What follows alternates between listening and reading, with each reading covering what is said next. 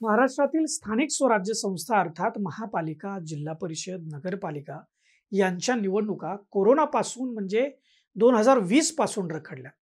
या निवडणुका कार्यकर्त्यांच्या दृष्टिकोनातून अत्यंत महत्त्वाच्या मानल्या जातात. राजकीय पक्षांमध्ये सर्वात खालच्या पातळीवर काम करणाऱ्या कार्यकर्त्याला नगरसेवक, जिल्हा परिषदेचा सदस्य होण्याची आणि त्यातून राजकारणातल्या मोठ्या पदांची स्वप्न बघण्याची संधी मिळते. परंतु 2020 आणि 21 मध्ये तर कोरोनाच्या कारणास्तव या निवडणुका झाल्या नाहीत. तर त्यानंतर प्रभाग रचना, ओबीसी आरक्षण या मुद्द्यावर सर्वोच्च न्यायालयामध्ये याचिका दाखल झाल्यानं निवडणुका रखडल्या. 2 महिन्यांपूर्वी मे महिन्यात सर्वोच्च न्यायालयानं या संदर्भामध्ये सूचना दिल्यानंतर या निवडणुका होण्याचा मार्ग मोकळा झाला. 3 महिन्यात रखडलेल्या स्थानिक स्वराज्य संस्थांच्या निवडणुका घ्याव्यात असा आदेश सर्वोच्च न्यायालयाने दिला.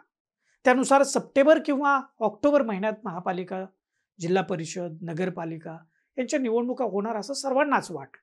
परंतु महाराष्ट्रात जे सध्या सुरू आहे त्यावरून खरंच ऑक्टोबर महिन्यामध्ये या मिनी विधानसभेच्या निवडणुका होतील का असे प्रश्न विचारले जात आहेत. पक्षीय पातळीवर या निवडणुकीच्या संदर्भामध्ये काय सुरू आहे याविषयीच आपण या व्हिडिओमध्ये सविस्तरानं जाणून घेणार आहे. नमस्कार, मी दीपक दराडे आणि तुम्ही पाहताय फॉर द पीपल न्यूज.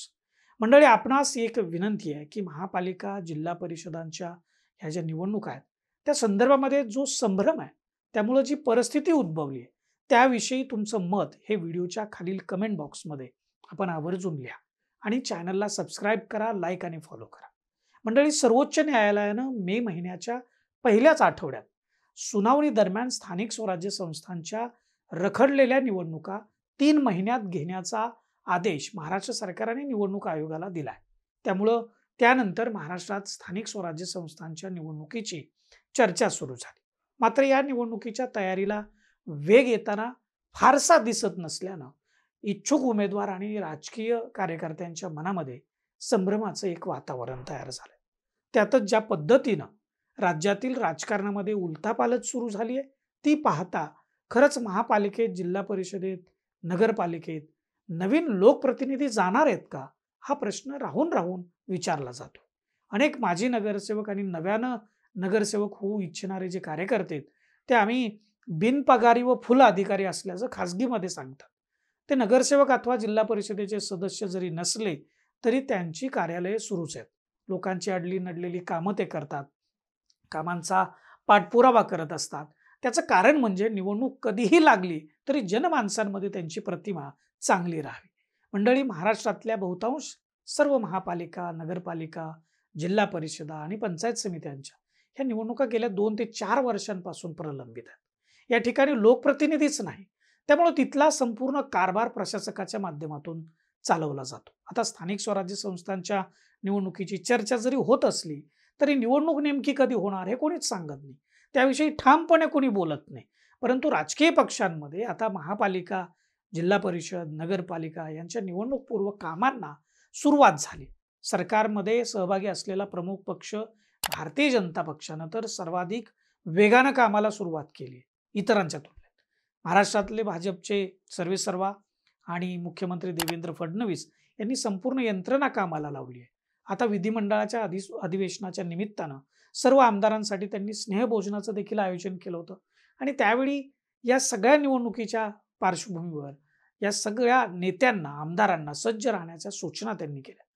नाशिकमधील बडगुजर, जळगावचे कुणाल पाटील, इंदापूरचे प्रवीण माने आणि त्यापूर्वी भोरचे माजी आमदार संग्राम थोपटे यांचा भाजपमधला जो पक्ष प्रवेश आहे हा होऊ घातलेल्या आता निवडणुकीच्या पार्श्वभूमीवरच झालेला आहे.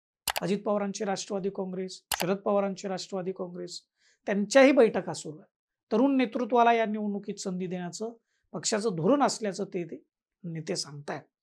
काँग्रेसची मुंबईत बैठक पार पडली. त्यांनी निवडणुकीच्या अनुषंगानंच आढावा घेतलेला आहे. कार्यकर्त्यांना काँग्रेसचा विचार घराघरात पोहोचवण्याच्या सूचना दिल्यात आणि सर्वात महत्त्वाचे म्हणजे या स्थानिक स्वराज्य संस्थाच्या निवडणुकीच्या पार्श्वभूमीवर मराठी भाषेसाठीच्या लढ्याच्या निमित्तानं उद्धव ठाकरे व राज ठाकरे हे 2 भाऊ एकत्र आले.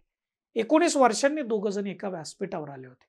इतरही छोटे छोटे जे पक्ष आहेत त्यांच्या पातळीवरती ते कामाला लागलेले आहेत.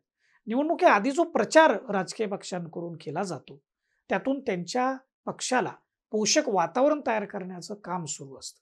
आणि तसं काम सध्या महाराष्ट्रात मराठीच्या मुद्द्यावर सुरू आहे.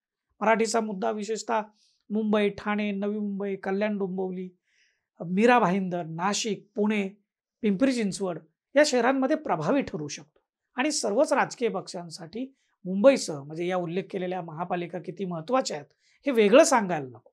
हिंदी भाषेच्या सक्तीचा विषय आणि त्यातून सुरू झालेला मराठी हिंदी भाषिकांचा एकमेकांविरोधातील लढा हा मुंबईसह शेजारील ज्या महापालिका आहेत तिथं अत्यंत महत्त्वाचा मुद्दा ठरणार आहे. त्यामुळं मीरा भाईंदर इथं व्यापाऱ्यांच्या माध्यमातून उत्तर भारतीयांचा निघालेला मोर्चा, मग तिथंच लगेच त्याला प्रत्युत्तर देणारा मराठी माणसाचा मोर्चा, आता गिरणी कामगारांचा देखील आज मोर्चा निघाला. या मोर्चांमध्ये राजकीय फायद्या तोट्याची गणितं दडलेली आहेत आणि ते आपल्याला दिसेल. निवडणूक आली की सर्वच राजकीय पक्षांना व त्यांच्या नेत्यांना जनतेच्या प्रश्नांप्रती उमाळे येतात आणि एकदा का निवडणूक झाली की पुन्हा 5 वर्ष त्या प्रश्नांचं काय होतं हे विचारायला कोणीही येत नाही. निवडणूक जाहीर व्हायला अजून वेळ आहे. तोपर्यंत आपल्यासमोर अनेक प्रकारचे राजकीय अभिनिवेश सादर होतील, अनेक प्रलोभनं दाखवली जातील, सर्व गोष्टींचा वापर होईल. पण आपण मतदारांनी सावध राहणं खूप आवश्यक आहे.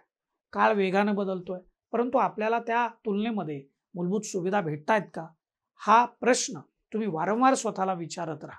त्यातून तुम्हालाच उत्तर मिळेल. आता निवडणुकीच्या संदर्भात राजकीय पक्षांची जुळवाजुळव सुरू झाली, त्यासाठी अनेक नेते कामाला लागलेत. याविषयी तुम्हाला काय वाटतं ते व्हिडिओच्या खालील कमेंट बॉक्समध्ये लिहायला विसरू नका. आणि फॉर द पीपल न्यूज चॅनलला सबस्क्राईब करायला सुद्धा विसरू नका. लाईक आणि फॉलो तर जरूर करा. धन्यवाद.